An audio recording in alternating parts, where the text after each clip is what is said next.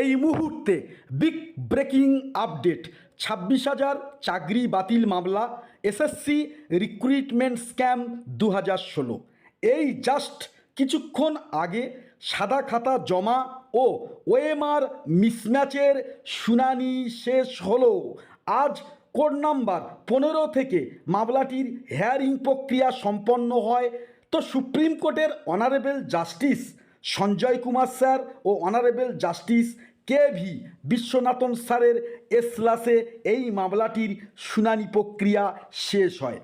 মূলত যে সকল শিক্ষক ও অশিক্ষক কর্মচারীরা যারা সাদা খাতা জমা ও ওএমআর ম্যানিপুলেশন করে চাকরি পেয়েছিলেন, তাদের কেসের মূলত শুনানি এটি।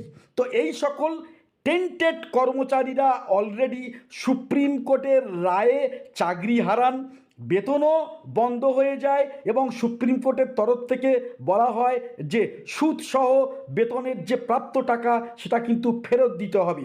এবং সুপ্রিম কোর্টের রায়ে আরও জোর দিয়ে বলা হয় আফটার সিলেকশানে এই সকল টেন্টেডরা তারা কোনোভাবেই পার্টিসিপেট করতে পারবেন না, কোনোভাবেই না।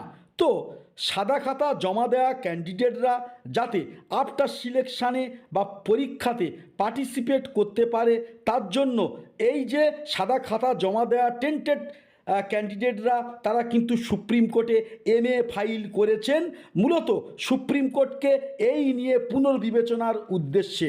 তো সাদা খাতা জমা দেওয়া ক্যান্ডিডেটদের এমএ ফাইলটি কিন্তু আজকের সুপ্রিম কোর্টে ওপেন হলো। সুপ্রিম কোর্টের বিচারপতি সঞ্জয় কুমার স্যার ও অনারেবল জাস্টিস কেভি বিশ্বনাথন স্যারের এজলাস থেকেই এই মিসলেনিয়াস অ্যাপ্লিকেশানের এগেনেস্টে জানিয়ে দেওয়া হয় যে র্যাঙ্ক জাম্পের তুলনায় সাদা খাতা জমা দিয়ে যারা চাকরি পেয়েছেন সেটা কিন্তু অত্যন্ত গর্হিত অপরাধ। এক্ষেত্রে মানবিকতা প্রদর্শনের কোনো জায়গা নেই, মানবিকতা প্রদর্শনের কোনো জায়গা নেই। সাদা খাতা জমা দিয়ে চাকরি যারা পেয়েছেন সেই সকল শিক্ষকেরা ন্যায়পরায়ণতা, শিক্ষক আদর্শের সম্পূর্ণ বিপরীত। তো লিখিত পরীক্ষার মাধ্যমে এরা কেউ যদি স্কুলের আঙিনায় প্রবেশ করে তাহলে আগামী দিনে শিক্ষা ব্যবস্থা যে বিপর্যস্ত হবে সেটা কিন্তু কোনোভাবেই বলার অপেক্ষা রাখে না। সাদা খাতা জমা দিয়ে যারা চাকরি পেয়েছেন তারা যদি আফটার সিলেকশন প্রসেসে পার্টিসিপেট করেন তো আবার যে দুর্নীতির জায়গা তৈরি হবে এবং তৈরি হতে চলেছে সেটা কিন্তু বলার অপেক্ষা রাখে না। ফলে আগামী পরীক্ষা যে চ্যালেঞ্জের মুখে পড়ে যেতে পারে সেটা কিন্তু একেবারে নিশ্চিত। তো ইতিপূর্বে র্যাঙ্ক জ্যাম্প করে যারা চাকরি পেয়েছিলেন তাদের কিন্তু এমএ ফাইলটি যেমন ক্যান্সেল হয় এবং আফটার সিলেকশানে তাদের অংশগ্রহণ কিন্তু নাকচ করে দেওয়া হয় সুপ্রিম কোর্ট থেকে, তেমনি সাদা খাতা যারা জমা দিয়ে চাকরি পেয়েছিলেন যারা আজ তাদের এমএ ফাইলটি সম্পূর্ণ ক্যান্সেল হয় অনারেবল জাস্টিসের এজলাসে। এই জায়গায় থেকে স্পষ্ট ভাষায় বলে দেওয়া হয় সাদা খাতা জমা ও মার্ক ম্যানিপুলেশন ও ওএমআর টেম্পারমেন্টের মাধ্যমে যারা চাকরিপ্রাপ্ত তারা বর্তমানে যে ফ্রেশ রিক্রুটমেন্ট প্রসেস এবং বর্তমানে যে লিখিত পরীক্ষা হবে সেখানে তারা কিন্তু কোনোভাবে পার্টিসিপেট করতে পারবেন না।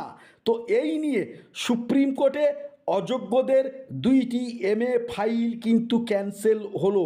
এই মুহূর্তে একদম লেটেস্ট যে আনন্দের আপডেট, যোগ্যদের এমএ ফাইল সেদিক দিয়ে কিন্তু অ্যাকসেপ্টেড, তাদের বর্তমানে চাকুরি ও বেতন চালু আছে কারণ তারা যোগ্য হওয়ার কারণে।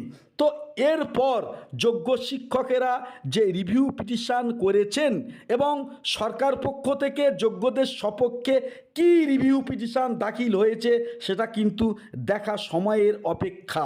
তো রিভিউ পিটিশনে যোগ্যদের সপক্ষে নতুন কোনো যুক্তি, নতুন কোনো ডেটা, নতুন কোনো স্ট্যাটিস্টিক্স, নতুন কোনো ইনফরমেশান যদি অ্যাডেড হয় তাহলে সেক্ষেত্রে যোগ্য শিক্ষকদের চাকরি টেকার সম্ভাবনা বা প্রবাবিলিটি কিন্তু ম্যাক্সিমাম ক্ষেত্রে থেকে যায়। কেন তারা যোগ্য, কী কারণে তারা যোগ্য, তাদের যোগ্যতার সপক্ষে প্রামাণ্য দলিল যদি সুপ্রিম কোর্টে তুলে ধরা হয়, সেক্ষেত্রে যোগ্যদের রিভিউ পিটিশন অ্যাকসেপ্টেড হতে পারে এবং তার সম্ভাবনা কিন্তু অত্যন্ত প্রবল, যার ফলে যোগ্যদের চাকরি কিন্তু টেকার সম্ভাবনা রয়েছে। তো আজকের আপডেট এই পর্যন্ত।